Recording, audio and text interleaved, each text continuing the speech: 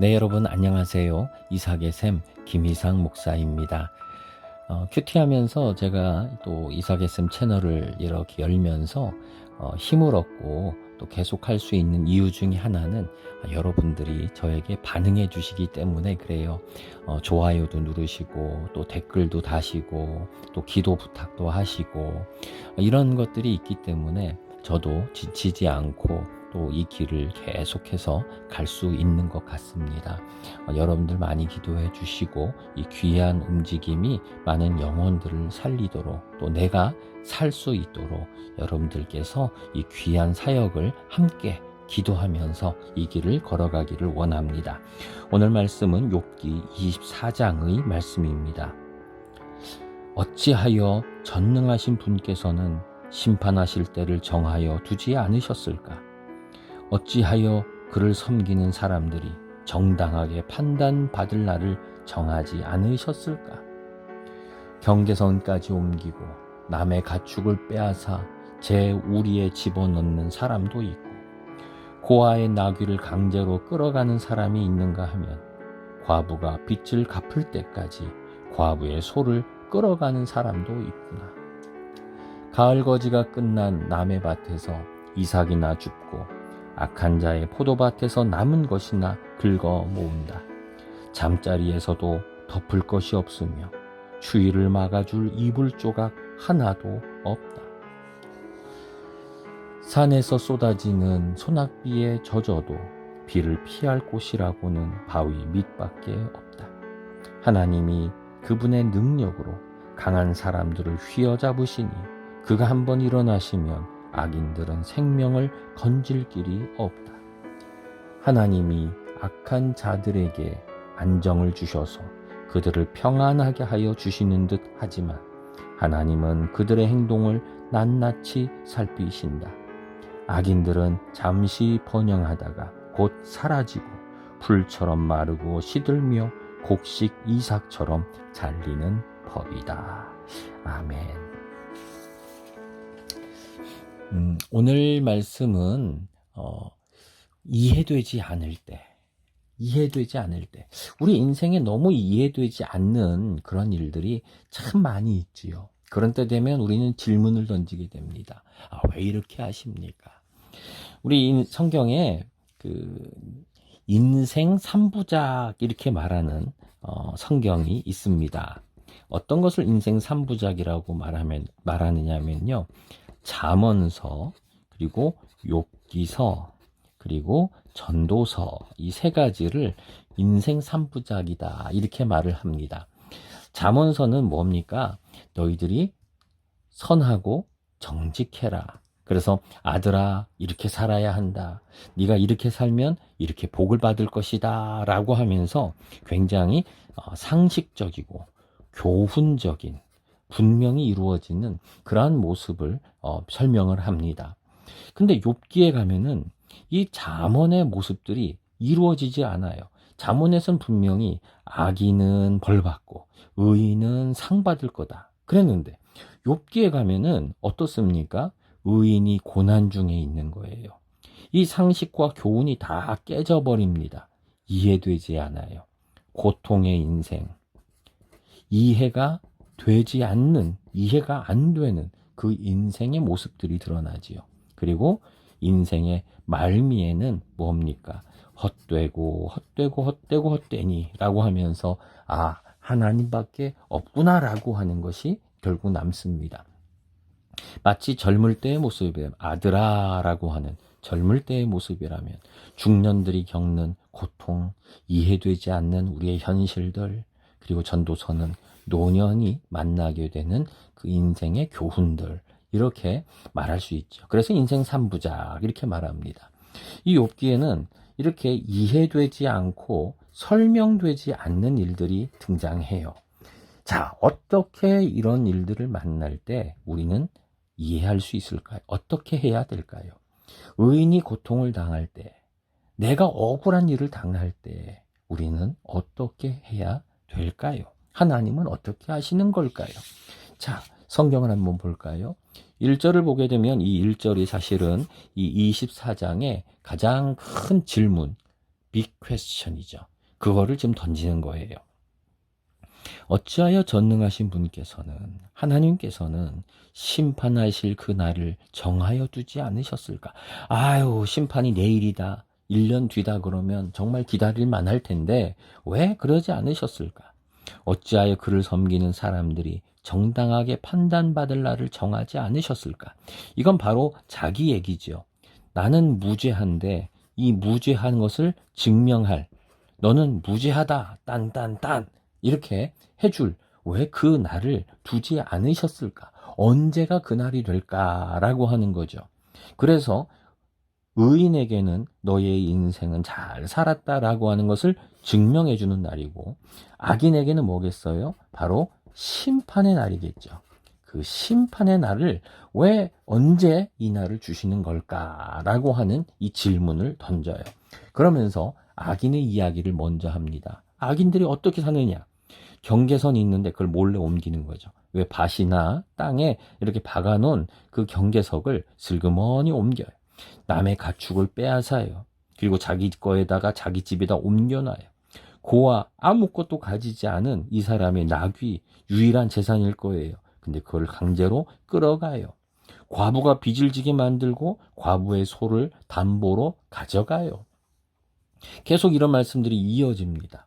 가을 거지가 되면 먹을 것이 없으니까 가난한 사람들 얘기예요. 지금 2절 3절에는 계속 이 악인들의 이야기였다면 그 뒤에는 이제는 이 가난한 사람들의 이야기예요. 얼마나 가난합니까? 남의 밭에 가서 이삭을 줍습니다. 그리고 악한 자, 이 악한 자, 악인들이 잘 돼요. 악인의 포도밭에 가서 거기서 일을 하는 거죠.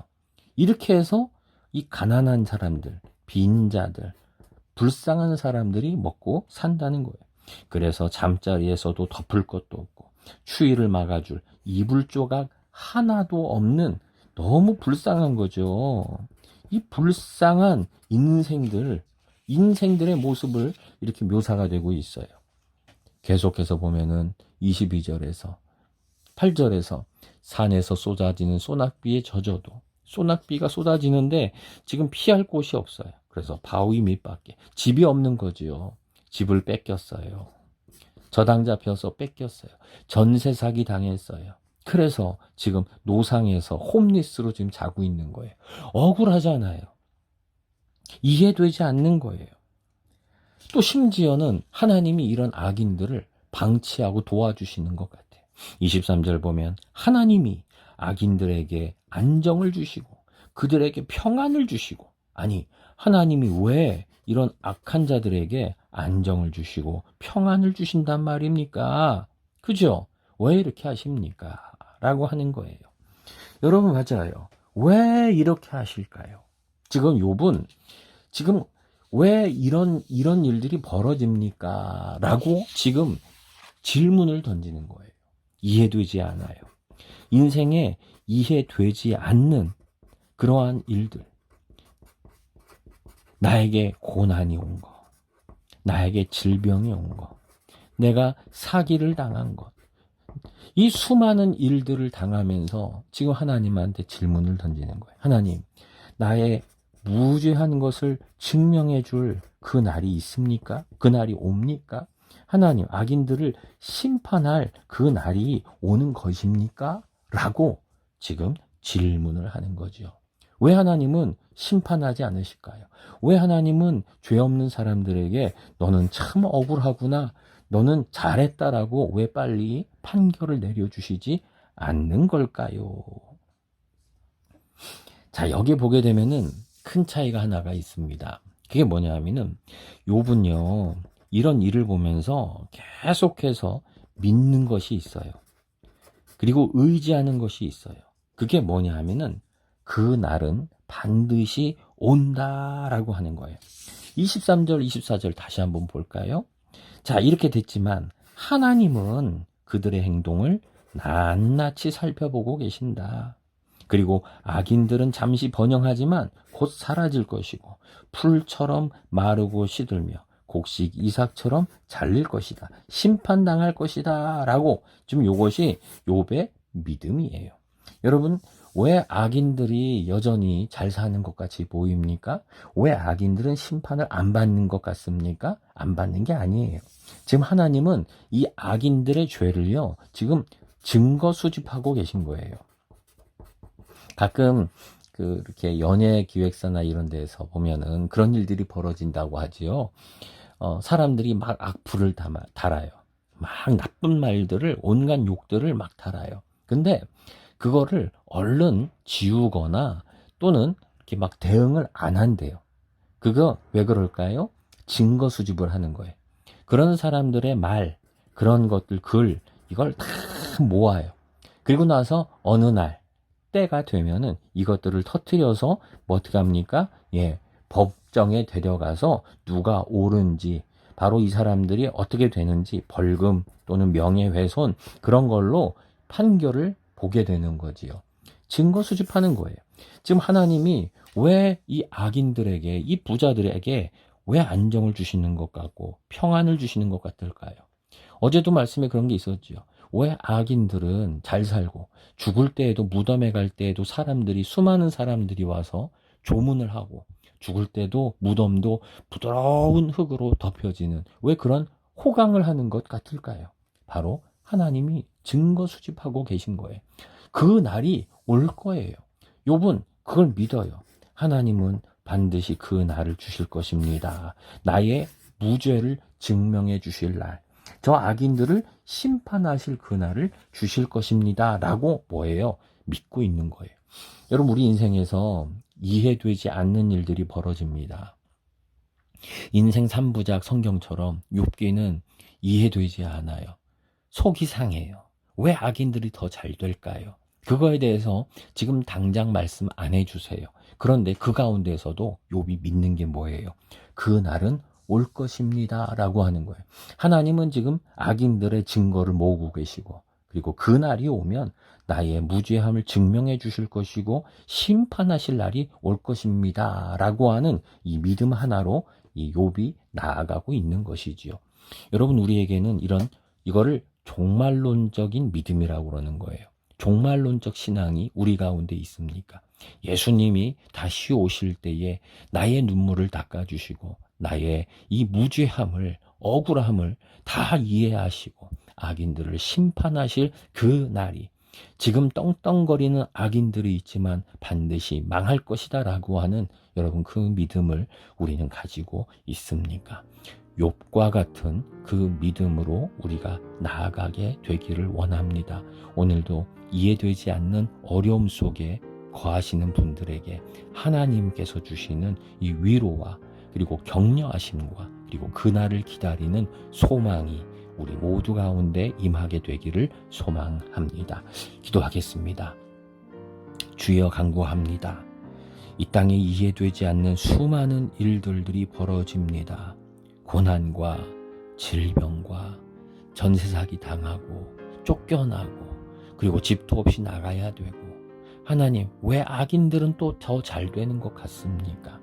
주님, 이런 이해되지 않는 이 현실 속에서 그러나 우리는 믿음으로 나아갑니다.